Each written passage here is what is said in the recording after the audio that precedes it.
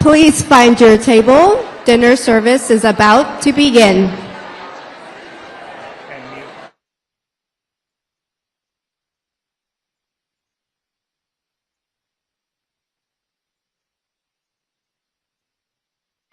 Please find your table. Dinner service is about to begin.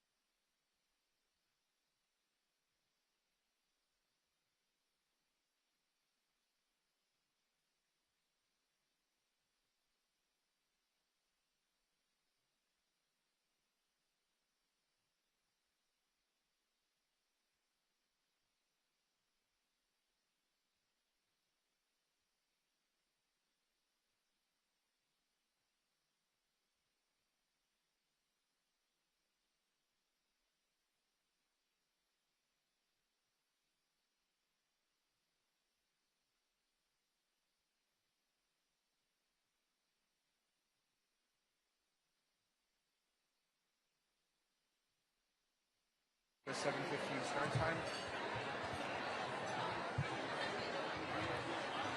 7:15 start time? Please take your seats. Dinner service. Please take your seat. Our program is about to begin. Okay. Go. Please take your seats. Our program is about to begin. Live stream.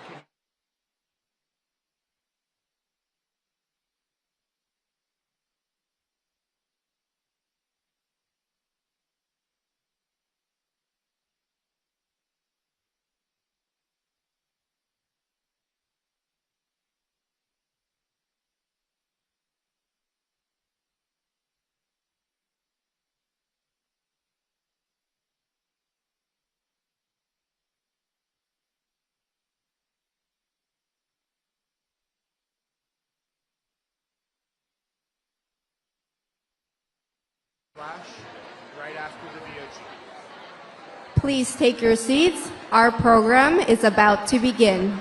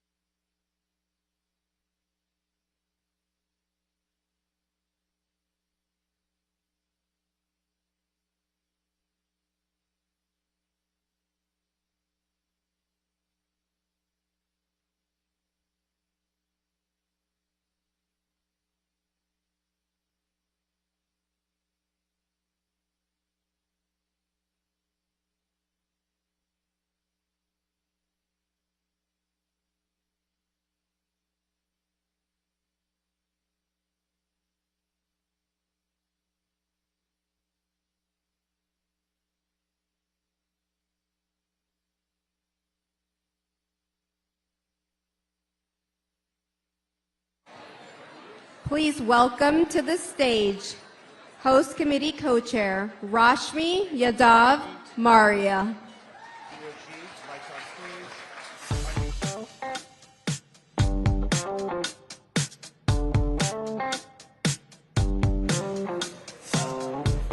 Good evening, everyone. I'm Rashmi Yadav Maria, and I am thrilled to be the first to welcome you tonight. I'm a former National Board Chair, a current Advisory Board member, and along with Dale Schrodel, a proud co-chair of tonight's 20th anniversary gala. Tonight, we're honoring Emerge's past, championing our present, and sharing a bold, inspiring vision for the future. And we have an exciting lineup for you tonight. You'll hear a special message from Governor Katie Hobbs, and we'll also be joined by former Congresswoman Abigail Spanberger, who is on the ballot for Governor of Virginia this year. You'll hear from this year's Cecile Richards Impact Award recipient, Michigan State Senator Mallory McMorrow, who is launching her campaign for the U.S. Senate in 2026. And we're proud to honor this year's Kamala Harris Trailblazer Award recipient, New Mexico State Senator Cindy Nava. We'll also spotlight two inspiring Emerge women running in special congressional elections this year, former Houston City Council member Amanda Edwards and Arizona's very own Deja Fox. And of course, we are going to hear from the original Emerge woman, Vice President Kamala Harris. Thank you so much for being here and for supporting Emerge. As many of you know, Emerge provides the training and powerful network that gives our alums the edge they need to win. So I would be remiss in my role as co-chair if I didn't mention that every single dollar we raise tonight will help Emerge train even more women at this critical moment in our history. So I hope you'll feel inspired. Listen to the lineup that we have. You're inspired already, right? We hope you'll feel inspired to give as generously as you can. So now it's my great honor to introduce our first amazing Emerge alum, Deb Holland, with a special recorded message. She wishes that she could have been here tonight, and she didn't want to miss the celebration, so she's done this amazing video for us. So here is Emerge alum, former Secretary of the Interior, and current New Mexico gubernatorial candidate, Deb Holland.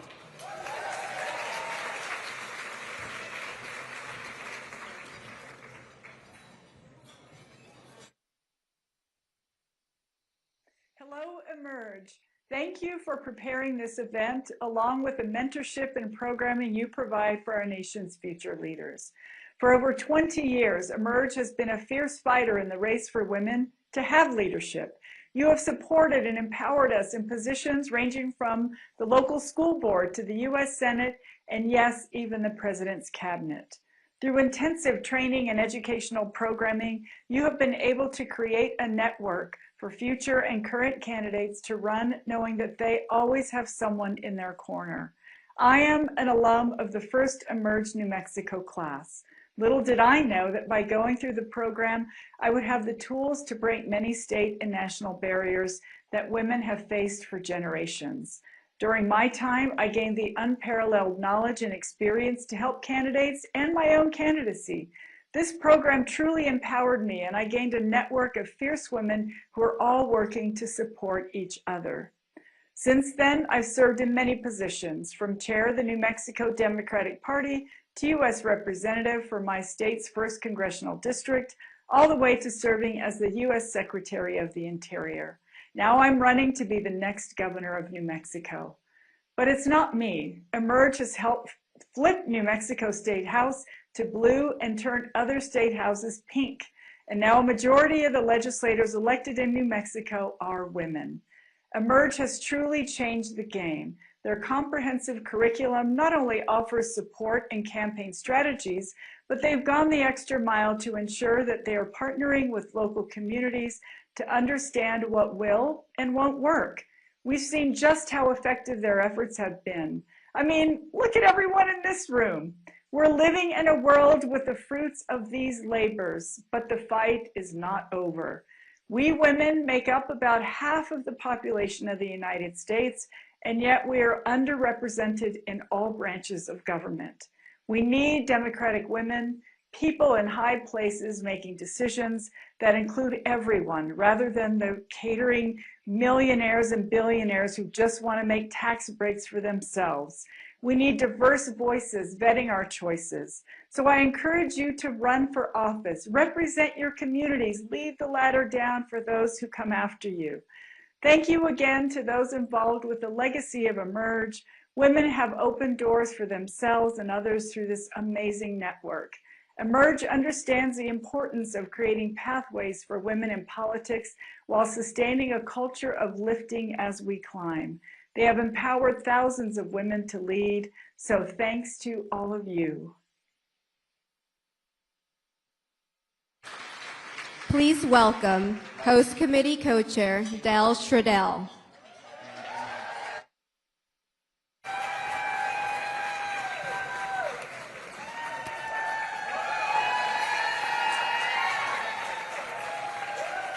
Don't you just love Deb Haaland? Just amazing. And it's so exciting that she's going to be the very first Native American woman that we've elected. So again, hello everyone and welcome again. I'm Dale Schrodell. I'm a member of the Emerge Action Fund Board and also a member of Emerge's Advisory Board. And I want to just welcome you again and thank you so much for joining us tonight and for supporting Emerge and being here with us to celebrate Emerge's 20th anniversary. It's such a momentous time. And it's really wonderful to gather with everyone. We all so desperately need this right now. And, you know, tonight is just an amazing time to come together and to find inspiration and hope. And I know that we're going to all find that together here tonight. And as co-chair of this exciting event, along with Rashmi, we want to extend our deep appreciation to the host committee. Thank you all for, I can't ask everybody to stand, and honestly I can't even see, but thank you all for everything you did, because without you this event would never be possible, and what you did was phenomenal. So many of us have been celebrating Emerge together for 20 years. And all of the long-timers who are here, and there are many of them, you know how this all began.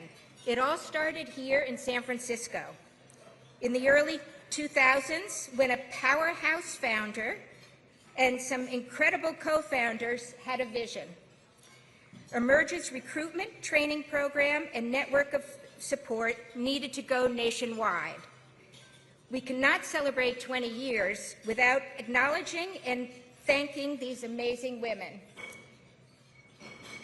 With us tonight, we've got Emerge founder Andrea Dustio and 6 of the co-founders, including Dorica Keene, Maureen Murtad, Nadine North, Tammy Pastor, Gretchen Schoenstein, and Maria Stark. So please all stand and allow us to express our deep gratitude.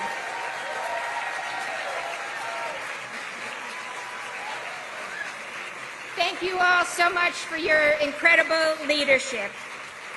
Your vision is of what was possible back then, and your hard work and dedication in bringing Emerge to life blazed the path that's led us to tonight. And we are so grateful for that, celebrating 20 years of building the largest network of women elected officials and candidates and transforming the face of government. And I have to add, we've only just begun. So tonight we're here to celebrate and to also look forward and power the next 20 years.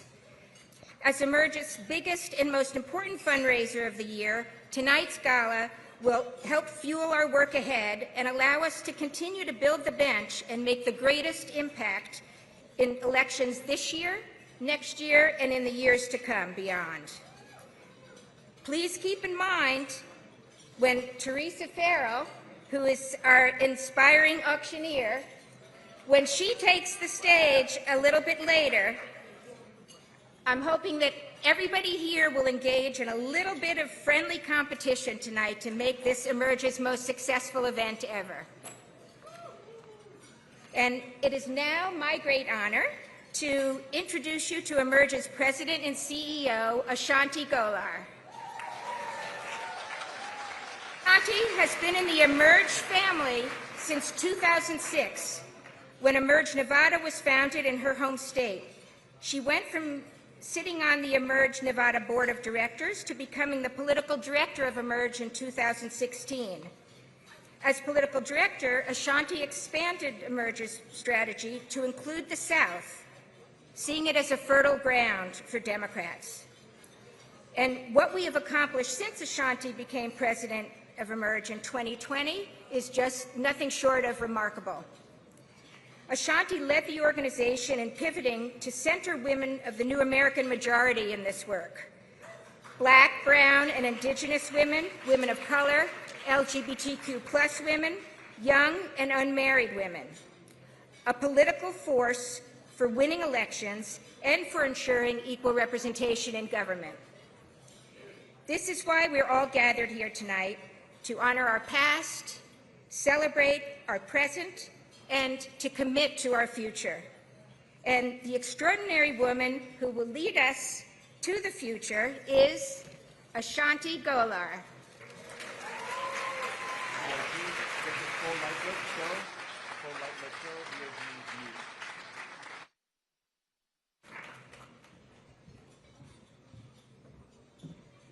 Good evening, everyone. Thank you.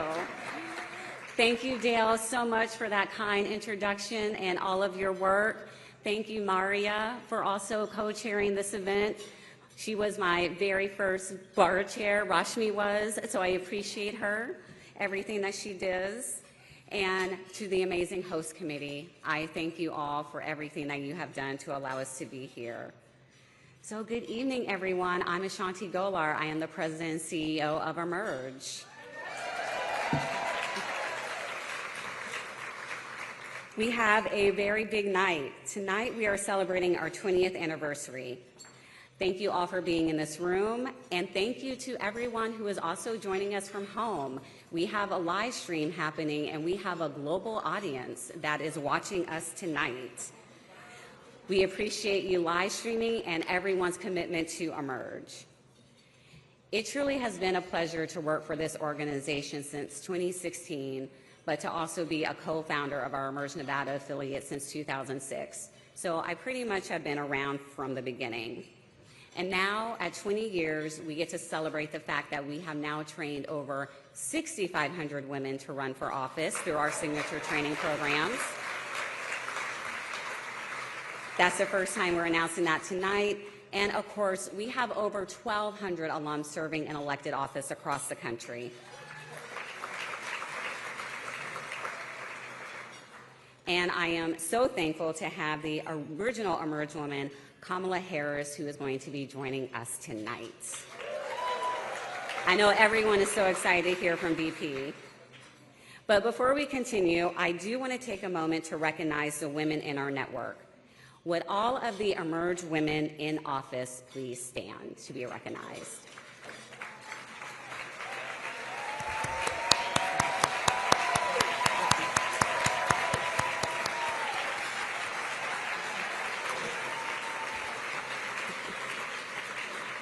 And of course, with them standing, I would like to recognize that we have our highest ranking California alum in the room. Lieutenant Governor Eleni Kounalakis is here with us tonight.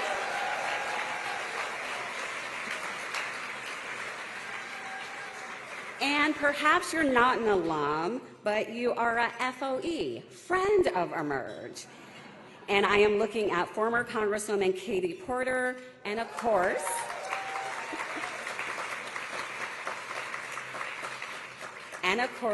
the iconic Mayor-elect Barbara Lee.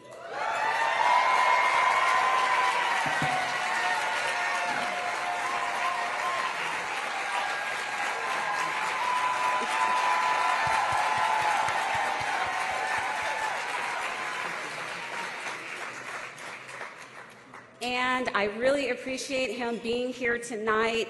Our new DNC chairman, Ken Martin, is joining us.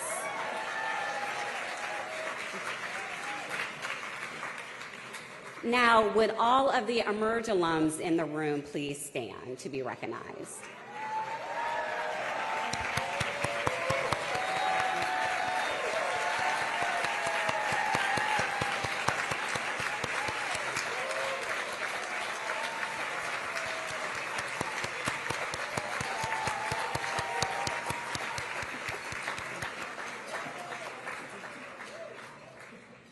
To our national board leadership, you have allowed us to usher in a new era of Emerge where we center women of the new American majority, and I am thankful for your support every day. With the Emerge National Board members, please stand to be recognized.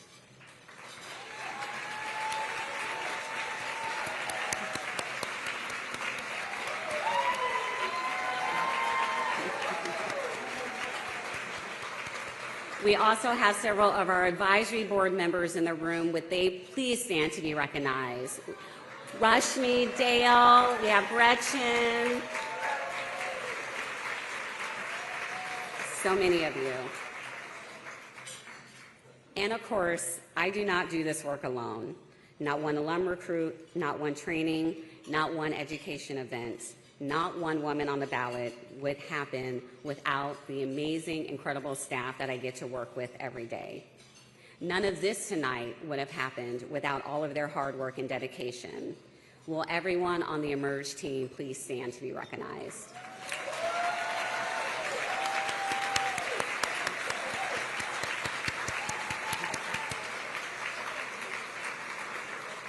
And with that, I would like to take a moment to recognize our longest-serving Emerge employee, our Chief Operating Officer, who is celebrating 15 years at Emerge, Alicia Woodward Burleson.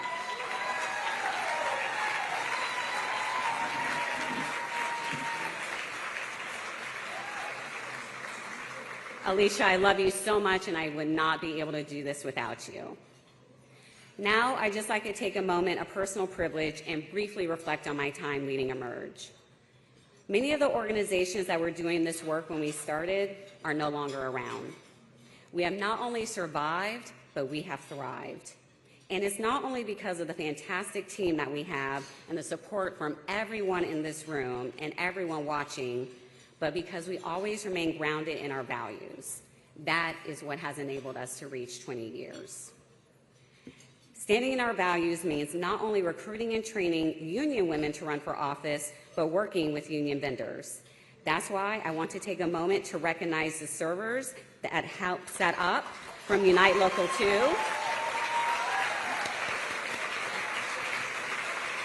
And the AV and stage from Stagehands Local 16. Let's give them all a big round of applause.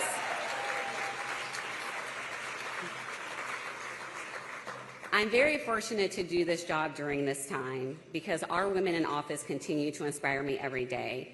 And it's an honor to lead our team of women across the country, training and developing the next generation of leaders in our country. So I have to say thank you all for believing in my leadership, for trusting me to re-envision Emerge as an organization, for trusting me to set a bold 15-year vision to help lead our movement, for trusting me to innovate new trainings and programming that have never been done before in politics, but have moved the needle in states across the country in ways that we never could have imagined. All of this has led us in 5 years to not only become the largest network of Democratic women elected officials and candidates, but we can officially say we are the largest network of women elected officials and candidates in the country.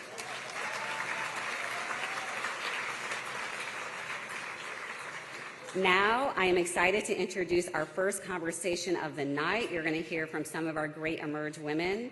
Please welcome to the stage to join me, Emerge Virginia alum, former Congresswoman and candidate for Virginia Governor, Abigail Spanberger.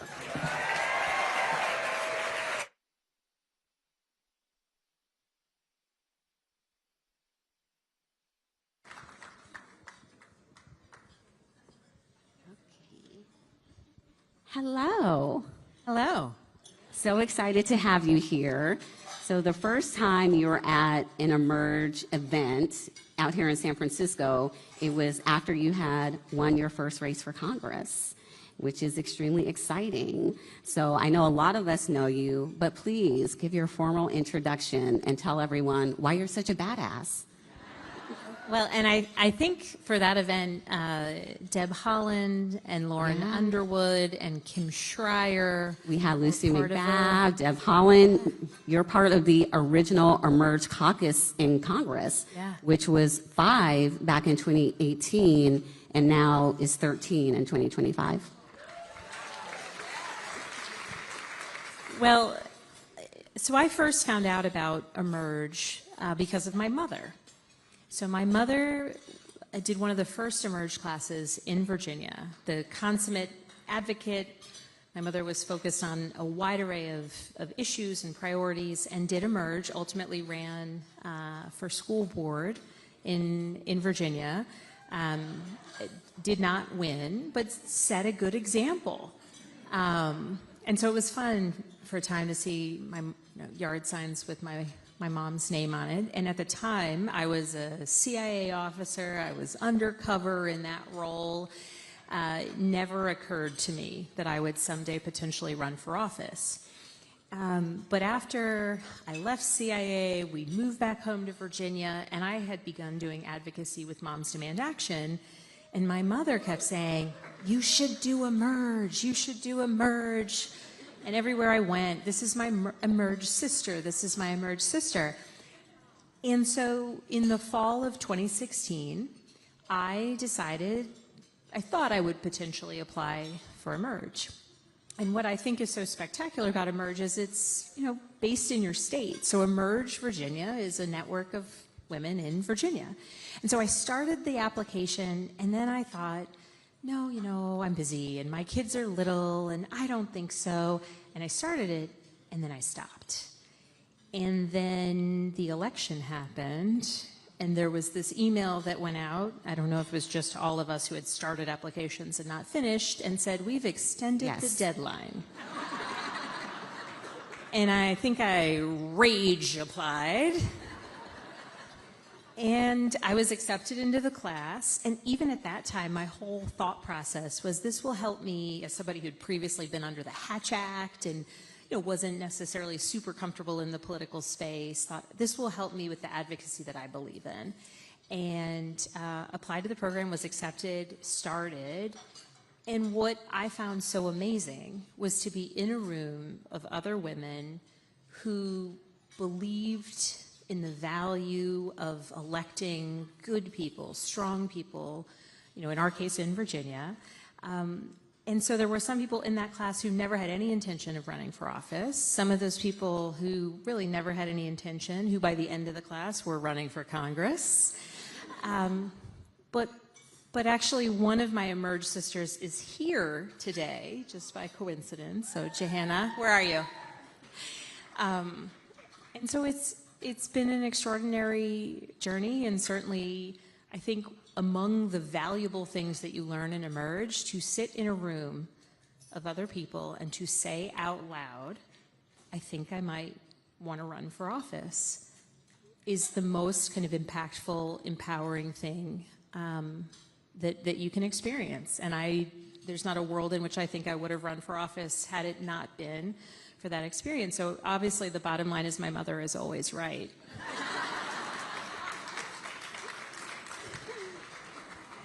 So from Congress to governor, your race is this year, and congratulations, because you just secured the Democratic nomination, so it's official.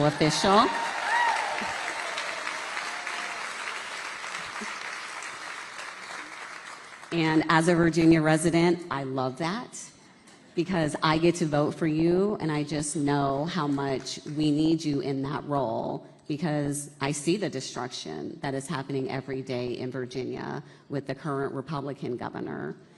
I know how horrible it would be if any of the Republican candidates were to ascend into that role. So just tell everyone a little bit more about your race and what is at stake, because so much has been accomplished in Virginia due to your leadership in Congress, our Emerge alums serving up and down the ballot, and we need to definitely get the state back on track. So in 2025, the only statewide races are Virginia and New Jersey. And In Virginia, we currently have 3 statewide electeds. In Virginia, we're each elected independently, and we have a Republican governor, lieutenant governor, and attorney general. We do have a small majority, 51 out of 100 seats in the House of Delegates, and all 100 seats are on the ballot this year. And we have amazing candidates running up and down the ballot in the Commonwealth this year. And so what's at stake is frankly everything, right? When I first started running for governor, my focus was on affordability, endeavoring to lower costs, contending with the housing and the healthcare affordability crisis, endeavoring to put Virginia on the path towards having the best public education system in the country, and recognizing the continuous attack on our rights, certainly across the country, but the need to protect them in the Commonwealth. Now you add all of those individual issue areas to the reality that Virginia is home to more than 320,000 federal employees. Our very economy is under attack, and we need a governor who's going to stand up for Virginians, their livelihood, the service that they render to our country.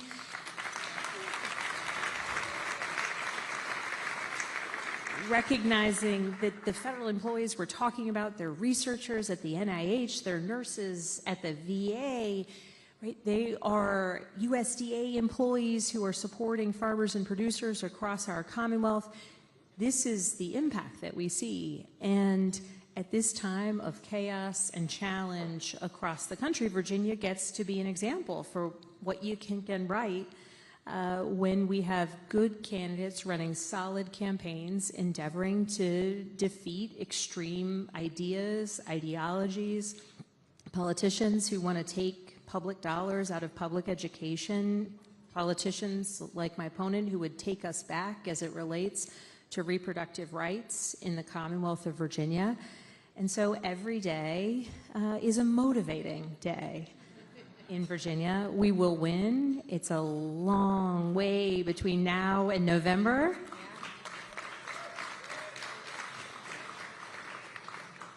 But we're clear-eyed about the challenge before us, and I know that we can and we will flip the governorship, the lieutenant governorship, the attorney general. And here's the thing that's really inspiring. In Virginia, of those 100 House of Delegate seats currently held by 51 Democrats, we have 96 Democratic candidates running for election.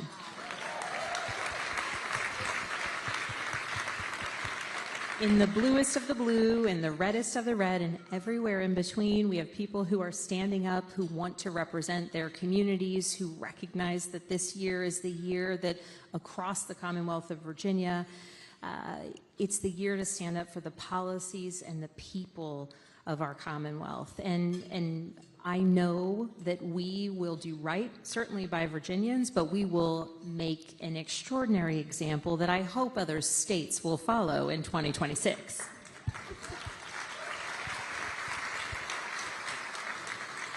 You mentioned it, your opponent, when it comes to reproductive rights, is extremely scary. Because right now, Virginia is the only state in the South where we still have access to reproductive freedom. And they have promised to take that away. That is one of their goals. You know, they try to chip where they can. We have great alums, Emerge alums who are fighting back. But just tell us a little bit more about that, because it is going to be extremely scary when you look at a map and you look at the South, and millions of women will not have the ability to control their own body. Virginia is the only state in the South that, since the Dobbs decision, hasn't further restricted abortion access. And the clapping goes to the state Senate, who, with a majority of 21 out of 40, blocked a bill that, before we got the majority back in the House of Delegates, blocked a bill that would have restricted abortion access in Virginia, that we know the governor would have signed, that my opponent was in favor of. That 21 out of 40 number is the reason that we were able to hold that back in Virginia. We're now in the process of putting forth a constitutional amendment. In Virginia, it's a multi-year process. We're in the first year out of 3 in order to get a constitutional amendment enshrining access to reproductive health care. But notably, the General Assembly took up a bill that would just make clear through legislation that access to contraception is guaranteed in Virginia. And my opponent, as Lieutenant Governor, cast the tie-breaking vote against ensuring access to contraception. Ultimately, it did pass. We ultimately got it through, but the expectation is that the governor will veto it this week, as he did last year when they passed it as well. So it's serious. The rights, certainly, of reproductive freedoms in Virginia. We've also, under our last Democratic governor, made it more straightforward to cast a ballot. We have 45 days of early voting, which is essential to people being able to access the ballot, cast their vote, make their voices heard. And we know that the basic rights in the Commonwealth of Virginia are under threat if we see the election go the wrong way, which is not what will happen. All right. We are so lucky to have you stepping up to run for governor. We have another Emerge alum, Shannon Taylor, stepping up to run for AG in Virginia. We have a great partnership with the Democratic Attorneys General Association. So I do want to close us out by just having you quickly say why we still need women running during this time. Because one of the things that is really, really making me angry, y'all, is we actually have some women elected officials that have made comments that women shouldn't run, that they may not get elected. Y'all, it's not me, so, but it's unfortunately real. So at Emerge, we're always here to do this work. We're committed to this work. What would you say to those women who are thinking about running for office? Do it. Run. And the sort of most consequential piece of it is being able to utter those words, I think I want to run for office. I'm going to run for office. I am running for office. And, you know, I'm running for governor. I love my wonderful Commonwealth. So I'll center my answer on Virginia.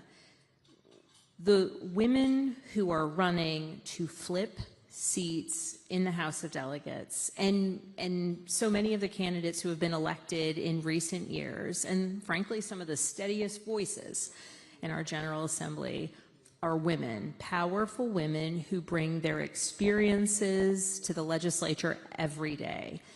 And in 2025, I'll just name a couple. Kimberly Pope Adams is a woman who ran for the House of Delegates and lost by, I believe it was 53 votes in 2023. She's an unbelievable candidate. She's a single mom. She is an auditor and gives this incredible speech that makes me feel like, oh my gosh, we need auditors in the General Assembly. Lily Franklin, who is running in Southwest Virginia, who, when she ran in 2023, frankly speaking, lots of people said she's too young, it's a red area, no way will she win. And I went and campaigned with her a ton, and I was telling everyone this woman can win because she brought energy, urgency, and passion to the community that she was of and the community she wanted to serve. And in the end, she came up 183 votes short.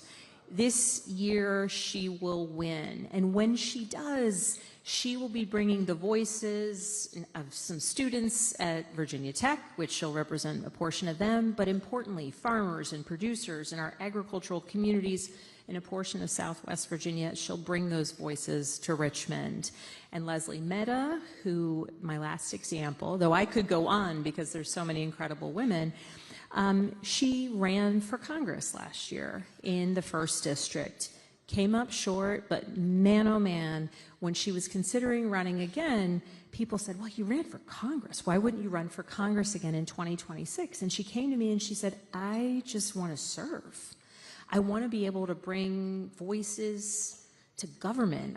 She's an attorney. She was an ACLU attorney. She's brilliant. I first met her. She has, her late daughter had a genetic disorder, and she's done a tremendous amount of advocacy for rare disease research. She's brilliant.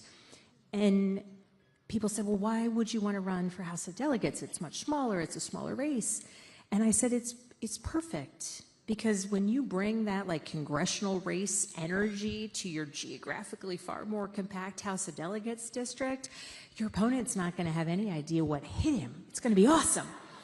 And these women, they're going to win.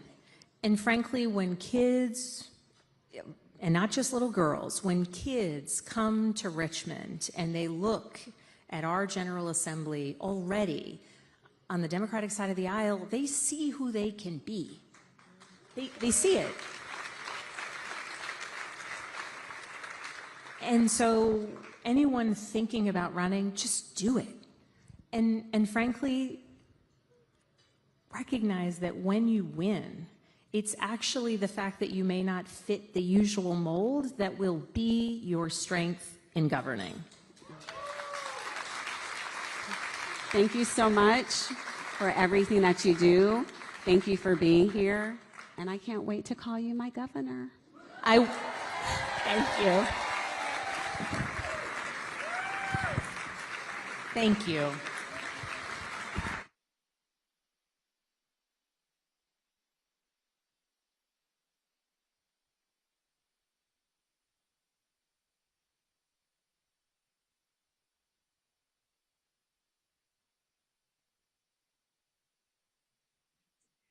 Good evening, everyone. I'm Arizona Governor and Emerge alum Katie Hobbs, and I'm excited to celebrate Emerge turning 20 with all of you. Since its founding, Emerge has been on the front lines of transforming our elected offices by creating a network of sisterhood for Democratic women and inspiring the next generation of leaders. I was recruited into the inaugural class of Emerge Arizona, where I realized that if you can't change policy, you have to change the people making the policy. I started volunteering for local campaigns. I became active in my local Democratic Party, and I knocked on hundreds of doors in my community. That experience with Emerge gave me the confidence and tools to launch my own campaign for the Arizona State Legislature. In 2010, I ran for the State House, and I won. Since then, I haven't lost an election, and I haven't stopped fighting for Arizonans, as Minority Leader in the State Senate, as Secretary of State, and now as Governor. I'm so proud of how much we've accomplished for everyday Arizonans in the last 2.5 years, from canceling $2 billion in medical debt for over 1 million Arizonans, to providing down payment assistance so that more Arizonans can live the American dream and buy their first homes, to protecting reproductive freedom from extremists by repealing the dangerous 1864 abortion ban and enshrining abortion rights into the Arizona Constitution. Working together, there's nothing women in power can't do. So congratulations to Emerge. And thank you so much for all of you watching tonight who support this organization. Without you, Emerge Women in Office couldn't do what we do. Here's to another powerful 20 years. Please welcome Emerge Board Member Gretchen Sisson. Hello, everyone. My name is Gretchen Sisson, and I am a proud Emerge board member, an author, an abortion researcher, and a friend and mentee of the incomparable Cecile Richards.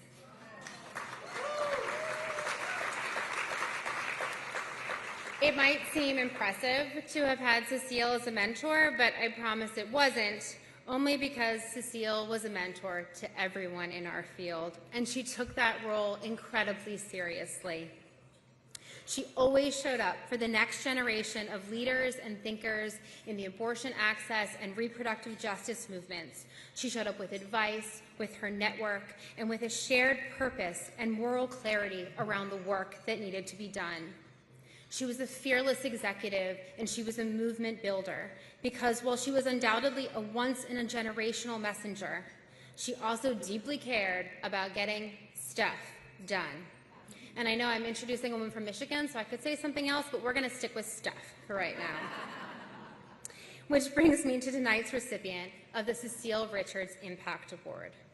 As we've seen in the last 2 cycles, a lot of politicians want to run talking about abortion access, but not everyone actually wants to govern on abortion access when it comes time to deliver for voters.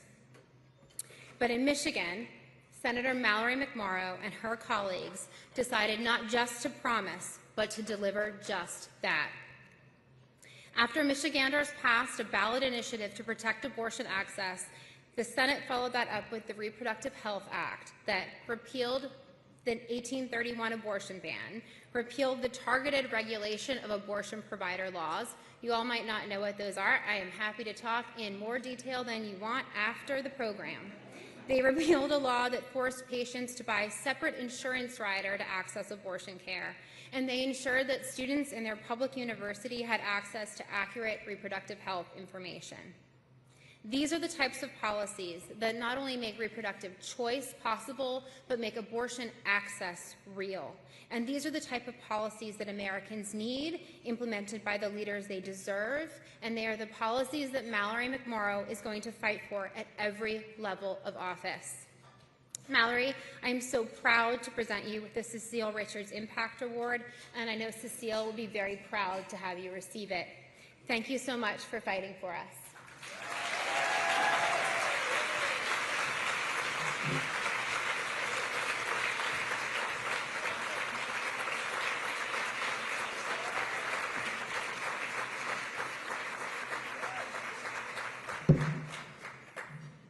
Good evening. I'm so proud to be here tonight, and I want to tell you a little story. A video went viral the day after the 2016 election. It was middle school students chanting, "Build that wall," at a Latina student. They were slamming on the tables and yelling. That was at Royal Oak Middle School, which was my polling place the day before, where I stood in line hoping to end Trump's hopefully brief journey into politics by electing our first woman president. Then, when that didn't happen, I did the only logical thing I could think to do up next. I Googled how to run for office.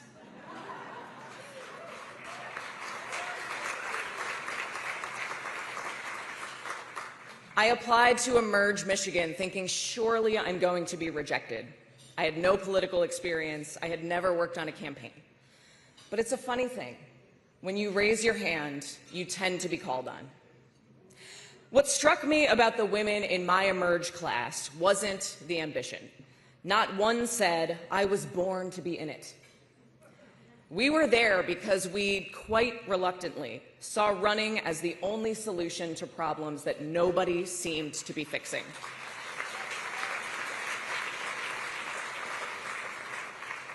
A black woman in her 70s from Detroit said she'd lived through the '67 riots and had never seen things as bad as they were today. A child care center director watched as women were demoralized and resources were cut.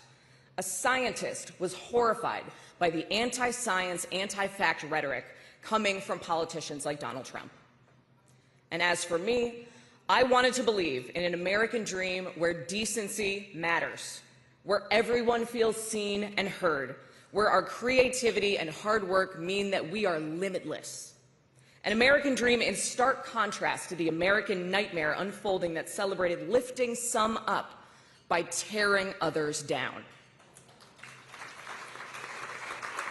In 2018, I took on a Republican incumbent whose father had served in Congress for 16 years and who had won his last election by 16 points.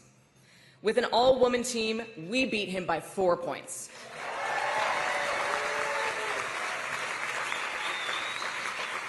Swinging the district 20 points and breaking the Republican supermajority in the Michigan State Senate. Then in 2022, after a floor speech of mine went viral, I raised millions of dollars for other candidates running for state senate, and we helped flip the state senate for the first time since 1984. And when we took that power, we weren't afraid to use it. We got to work, repealing Michigan's 1931.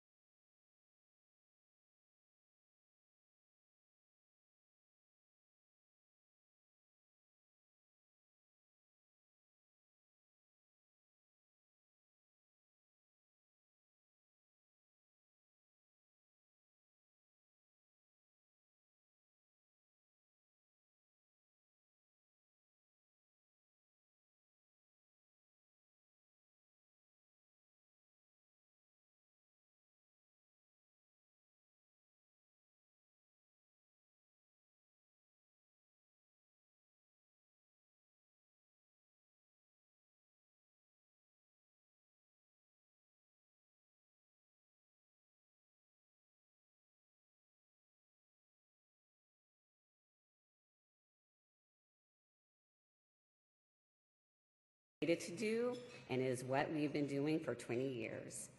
She has spent a career in public service fighting for the people of California as Attorney General and U.S. Senator, and then we got to watch her fight for all of us as our first woman Vice President.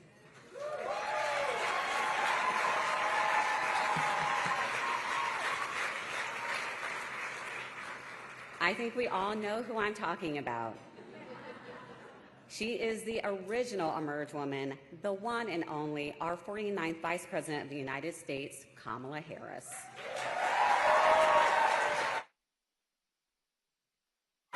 Just a moment. I'm glad y'all are excited a little bit more. So we do have something in the network right now. You know what? Madam VP, they don't want to hear from me. They want you. Come on out.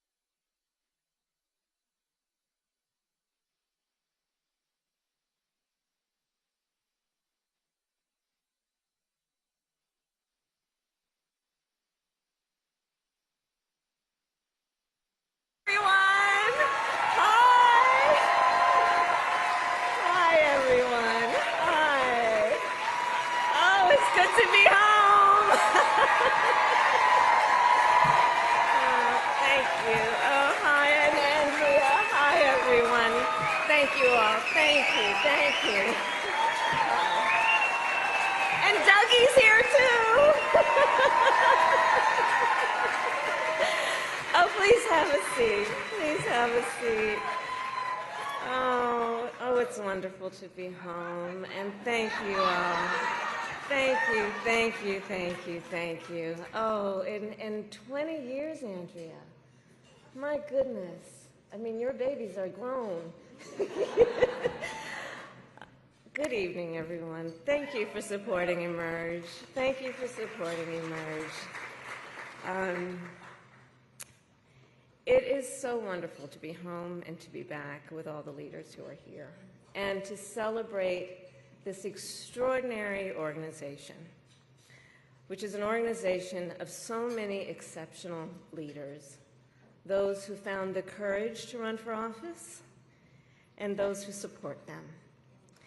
Emerge, I will say something you know. Throughout my entire career and life, I have always believed in the ideals of our nation. The ideals reflected in the Declaration of Independence, that all are created equal and endowed by our Creator with certain inalienable rights. Ideals advanced and affirmed by the service and sacrifice of generations of patriots. The ideals that ground the Constitution of the United States, that here in our country, power ultimately lies not with the wealthy or well-connected, but with all of us, with we the people.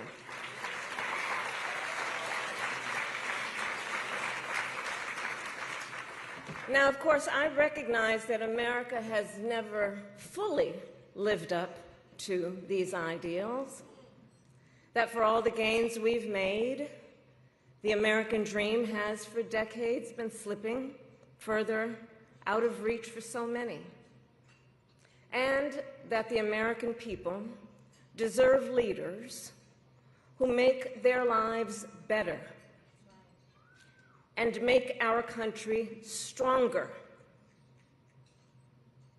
But sadly, we have seen quite the opposite over these past few months. Now, I know tonight's event happens to coincide with the 100 days after the inauguration, and I'll leave it to others to give a full accounting of what has happened so far. But I will say this. Instead of an administration working to advance America's highest ideals, we are witnessing the wholesale abandonment of those ideals.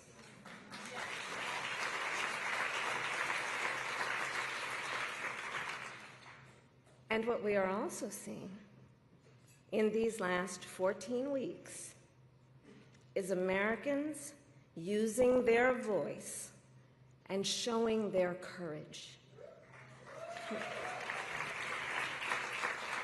We all know President Trump and his administration and their allies are counting on the notion that fear can be contagious.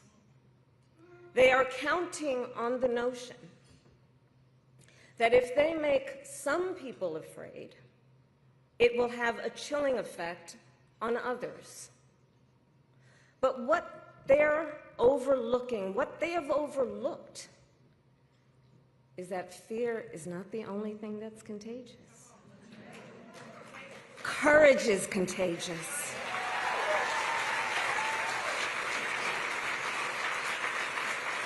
The courage of Americans who are banding together in the face of the greatest man-made economic crisis in modern presidential history. Americans across the political spectrum who are declaring that the president's reckless tariffs hurt workers and families by raising the cost of everyday essentials, devastate the retirement accounts that people spent a lifetime paying into, and paralyze American businesses, large and small, forcing them to lay off people, to stop hiring or pause investment decisions. The courage of Americans we are seeing who are rallying at Social Security offices to protect their hard-earned benefits. Of Americans who are speaking out to say, it is not okay to violate court orders. Not okay.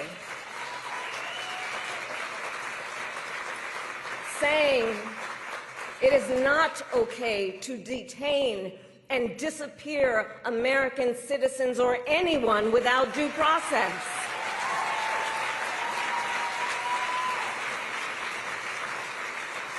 The courage of judges to uphold the rule of law in the face of those who would jail them.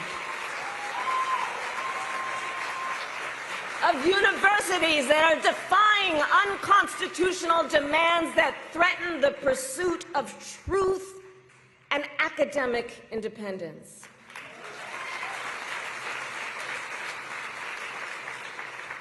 And I will tell you, the courage of all these Americans inspires me. And I have been inspired by the movements like the one in Wisconsin that put Susan Crawford on the Supreme Court, by the State of the People Power Tour that is aiming to ignite a grassroots movement to lift up voices and advance freedom and justice, and by leaders across the spectrum, including congressional leaders like Cory Booker, Chris Van Hollen, Chris Murphy, Jasmine Crockett, Maxwell Frost, AOC, and Bernie Sanders. All who, in different ways, have been speaking with moral clarity about this moment. So here's one of the other things I wanted to talk about tonight and to highlight. So look, some people are describing what's been happening in recent months as absolute chaos. And of course I understand why. And it's certainly true of those tariffs. Tariffs that, as I predicted, are clearly inviting a recession. But friends, please let us not be duped into thinking everything is chaos. I know it may feel that way, but understand what we are in fact witnessing is a high-velocity event where a vessel is being used for the swift implementation of an agenda that has been decades in the making. An agenda to slash public education. An agenda to shrink government and then privatize its services. All while giving tax breaks to the wealthiest among us. By the way, an agenda that is not lowering costs, not making life more affordable, and not what they promised. It's an agenda, a narrow, self-serving vision of America, where they punish truth tellers, favor loyalists, cash in on their power, and leave everyone to fend for themselves, all while abandoning allies and retreating from the world. And folks, what we are experiencing right now is exactly what they envisioned for America. Right now, we are living in their vision for America. But this is not a vision that Americans want. We are living in a moment when the checks and balances upon which we have historically relied have begun to buckle. And we here know that when the checks and balances ultimately collapse, if Congress fails to do its part, or if the courts fail to do their part, or if both do their part, but the president defies them anyway, Well, friends, that is called a constitutional crisis. And that is a crisis that will eventually impact everyone. Because it would mean that the rules that protect our fundamental rights and freedoms, that ensure each of us has a say about how our government works, will no longer matter.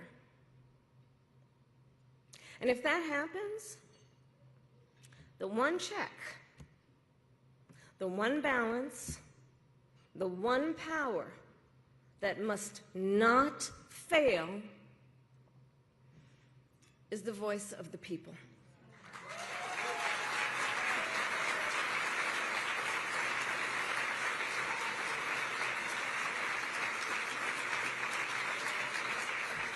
And look, right now I know a lot of folks are wondering what's going to guide us through this moment.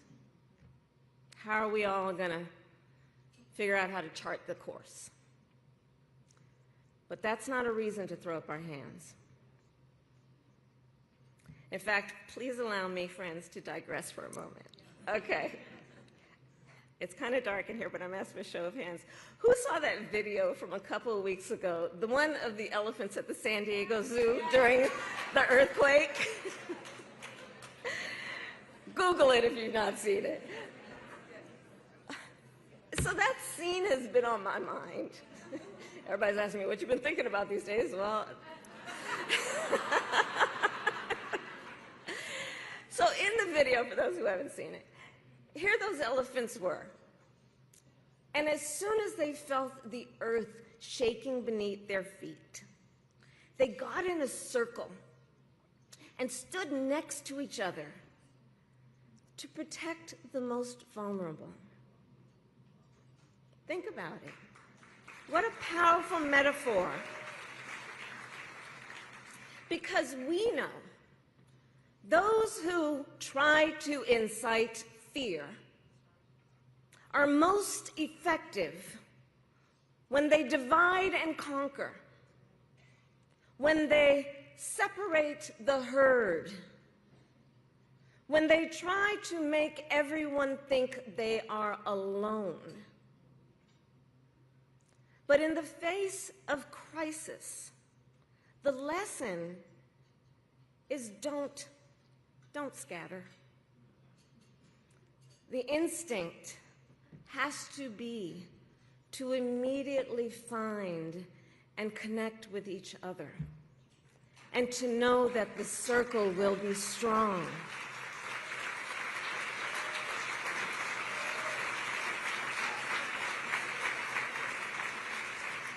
So I'll end with this. I am not here tonight to offer all the answers, but I am here to say this. You are not alone, and we are all in this together. And straight talk, things are probably going to get worse before they get better. But we are ready for it. We are not going to scatter. We are going to stand together, everyone a leader, and emerge. You have a special role to play. Organizing is as important as ever. Mobilizing is as important as ever. Running for office is as important as ever. So please, everyone here, please keep doing what you are doing. And to everyone, let's lock it in. Lock it in. Gear up for the hard work ahead. And please, always remember, this country is ours. It doesn't belong to whoever is in the White House. It belongs to you. It belongs to us. It belongs to we, the people. Thank you. God bless you, and God bless America. Thank you all.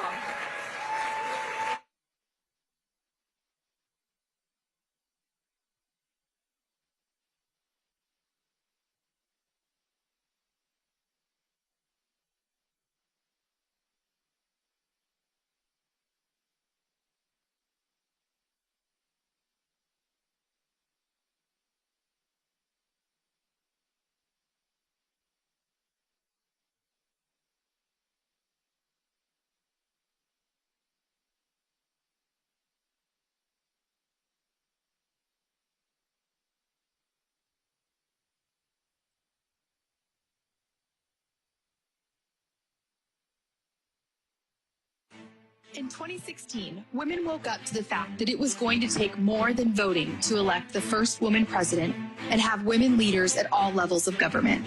And Emerge was ready. After the election, our organization saw incredible growth.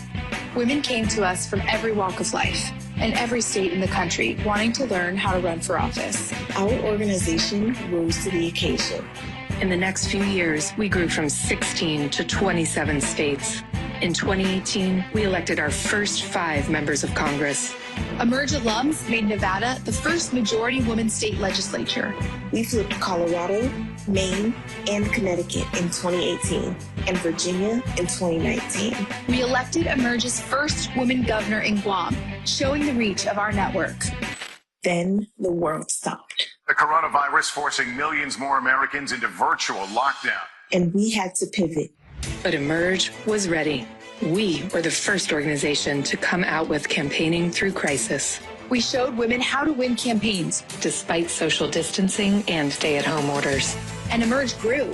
From 2020 to 2024, Emerge grew our network by thousands of women. We tripled the number of alums in office. Our congressional caucus grew even more. Emerge women made even more state legislative chambers majority woman. We elected our second woman governor. We launched innovative new trainings, including our award-winning program for women who want to run for judge, Gavel In, and Seated Together, our program for Black women elected officials who want to run for higher office.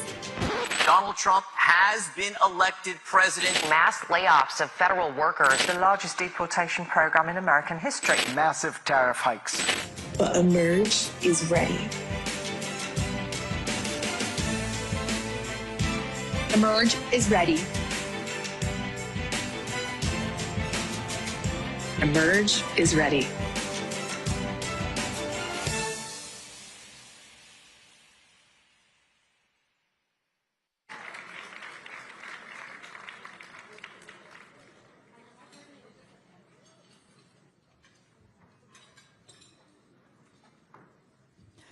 Good evening, everyone. I'm Teresa Farrell, and I'm your fundraising host tonight. Who wants to have an impact right now? Because I am so fired up. Thank you so much, Vice President Harris. Thank you, every speaker up here tonight, and thank you to everyone here in this room. I can think of few things that take more courage than putting your name on the ballot. Thank you to the women who do and the women who lift those women up. Thank you. All right, so who agrees that this country's gonna be saved? It's gonna be saved by women. Who's with me? Yes, and no one is doing it like Emerge. Emerge is crushing it. So tonight, I am going to ask you for 3 things. The first of those 3 is time. Can you stick with me for, say, 10 minutes? Can you do that? 10 minutes to get the next generation of women in office. Are we in for that? Thank you.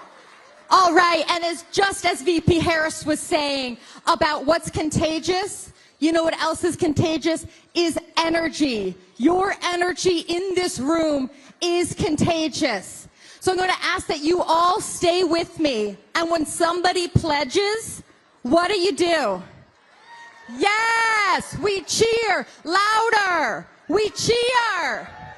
Yes, that actually releases oxytocin, the bonding hormone, further connecting us. And all of you watching virtually, I want you cheering too, even if you're alone in your own living room. Let's shake the ground. The third thing I will be asking you all for is money. Yes, because money moves power. Emerge is funded almost entirely by individuals, just like you and me. So hear me when I say it takes all of us. Every single gift matters. All right, you were all given a paddle when you came in. Can you find that paddle? Let's get to it. Find that paddle, please. Everyone get your paddle and wave it at me, please. All right, I'm seeing those paddles. Those are beautiful. Great. Okay, I still need some more paddles over here. Please find those paddles. I need more paddles. We're going for 100% participation. That's everyone at every table. Please find your paddle. This is how you can pledge. This is how we have an impact. Every paddle, shake it at me. Every table, please. That includes everyone. Wave those paddles. Yes. This is a historic evening. It's our first ever evening gala. We're surrounded by past, current, and future congresswomen, governors, judges, secretaries of state, and even a vice president. How about a photo? Yes, so get those paddles back up. I'm going to count to 3, and when we get to 3, we're going to hold the paddles up and shout, "Emerge Women." Let's go. Hold them up. 1, 2, 3. Emerge Women! Yes! Now I see you. Beautiful. Thank you so much. Okay, we have a super generous $100,000 match in our room here tonight.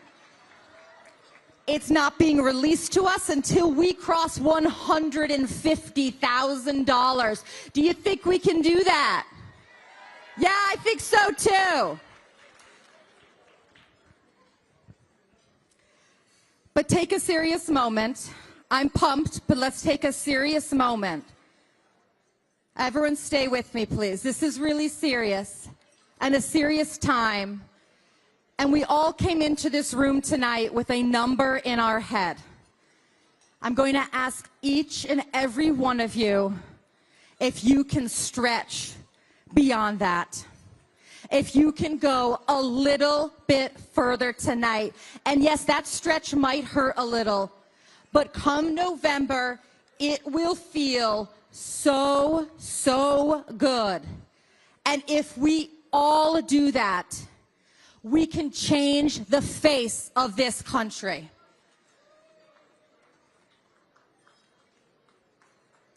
I will be starting this pledge. When you hear an amount that you can make a contribution at, please raise that paddle until I call out your number and I see you in this room. Are we ready? Are we ready to make a huge splash for Emerge? I will be starting at $25,000, but before I do, I want to see if there is a hero in this room tonight who could make a pledge tonight beyond $25,000. Is there anyone here who can raise their paddle beyond the $25,000 mark? Is there anyone here who can put that paddle up high for me? Do I see a paddle? I see a paddle! Hold that paddle high, please. Hold that paddle high. Will you please hold that paddle so I can say your number? Thank you, 456. Thank you, 456. What amount are you able to do, 456? I'm coming back there. This is a pledge beyond $25,000. What are you able to pledge tonight? We're making this happen. What number are you able to do? Listen, we're at Blue. We're here to make this possible. Great. Okay. Fantastic. Thank you. Let's keep going. Let's keep going. I'm now at my $25,000 level. Who here tonight can raise their paddle for $25,000? Thank you. 219. Thank you so much. 219. Thank you. That's $25,000. It costs about $50,000 for a boot camp. We're halfway to a boot camp. Anyone else? $25,000. Thank you so much. Let's go to $20,000 in honor of our 20th anniversary. Who here tonight? I see a $20,000. 172. Thank you. 172. Anyone else tonight? $20,000. Is there anyone else here tonight who would like to raise that paddle at $20,000? Thank you guys so much. I'm moving to my next level of $10,000.